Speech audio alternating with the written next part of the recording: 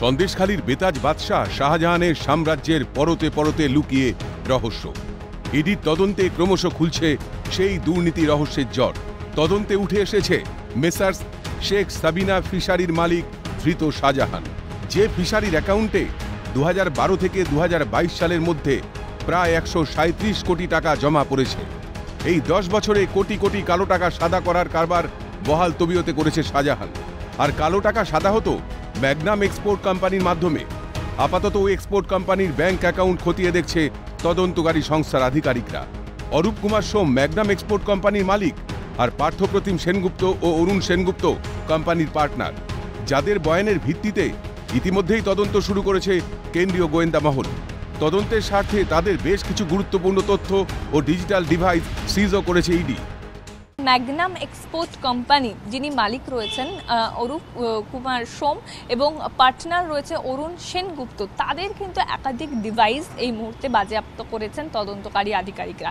অরূপ কুমার সোম যিনি মালিক, তিনিও কিন্তু একাধিক ফাইল দফায় দফায় এসে সাবমিট করেছেন তদন্তকারী আধিকারিকদের সঙ্গে, এবং তার যে বয়ান সেই বয়ানও তিনি দিয়েছেন।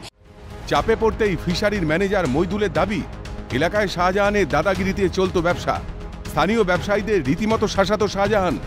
তাদের কোম্পানিতে মাছ বিক্রি করতে হবে, অন্যথায় ব্যবসায়ীদের মাছ ব্যবসা বন্ধ করে দেওয়ার হুমকি দিত সন্দেশখালীর ত্রাস শাহজাহান। ইডি সূত্রে খবর, 50% মাছই মাছ ব্যবসায়ীদের থেকে আসত, আর 30 থেকে 40% মাছ বেআইনিভাবে গ্রামবাসীদের থেকে ছিনিয়ে নিত শাহজাহানের বাহিনী। গোটা কর্মকাণ্ড পরিচালনার জন্য বিশেষ দলও গঠন করেছিল শাহজাহান।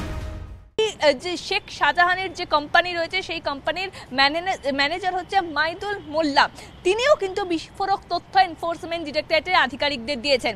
কি বলেছেন? শেখ শাহজাহান 2019 সালে যখন শেখ শাহজাহান মার্কেট খুলেছিলেন, তখন তার যে মাছ ব্যবসায়ী রয়েছে শেখ শাহজাহান মার্কেটে, তাদের কার্যত হুমকি দিয়েছিলেন। হুমকি দিয়ে বলা হয়েছিল যে শুধুমাত্র মাছ বিক্রয় করতে হবে শেখ শাহজাহানের যে মাছের কোম্পানি, মাছের এক্সপোর্ট কোম্পানি রয়েছে সেখানে, নচেত তাদের ব্যবসা কিন্তু বন্ধ করে দেয়া হবে। 30 থেকে 40% মাছ বেআইনিভাবে গ্রামবাসীদের থেকে নেওয়া হতো, 50% মাছ নেওয়া হতো এই মাছ ব্যবসায়ীদের থেকে। শুধু তাই নয়, তদন্ত যতই এগোচ্ছে ততই উঠে আসছে শাহজাহানের এই কীর্তিকলাপের সঙ্গে জড়িয়ে একাধিক ব্যক্তির নামও।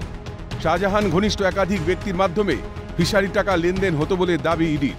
আদালতে ইডির গোয়েন্দাদের জমা দেওয়ার তথ্য বলছে, শাহজাহান ঘনিষ্ঠ 10 জনের মাধ্যমে ফিশারি কোম্পানিতে টাকা লেনদেন হতো। টাকা লেনদেনে কাজে লাগানো হতো Hazra enterprise, Bashundhara trade, Rintu enterprise সহ একাধিক কোম্পানিকেও। এমনকি শাহজাহান ঘনিষ্ঠ ব্যক্তিদের ব্যাংক অ্যাকাউন্ট পরিচালনা করতেন শাহজাহান নিজেই। ফিশারির টাকা তার অঙ্গুলি হেলনেই ব্যবহৃত বিভিন্ন খাতে। তার নির্দেশেই সেই টাকায় কেনা হতো জমি সম্পত্তি। একাধিক অসাধু কারবারের আখড়া শাহজাহানের সাম্রাজ্য, তা বলাই বাহুল্য। ইডির তৎপরতায় এখন সেই তথ্যই ক্রমশ আসছে প্রকাশ্যে। ইডির হেফাজতে এদিকে চলছে শাহজাহানের জিজ্ঞাসাবাদ পর্ব। আগামী দিনে শাহজাহানের বয়ানে আদৌ নতুন কোনো তথ্য উঠে আসবে, নাকি সুকৌশলে প্রশ্ন এড়িয়ে জারি জুরি লোকাবেশে লোকসভা নির্বাচনের গুরুগম্ভীর আবহে ঘুরপাক খাচ্ছে এই প্রশ্নটাই। ক্যামেরায় শুভজিৎ গায়নের সঙ্গে মেঘা রায়ের রিপোর্ট, ক্যালকাটা নিউজ।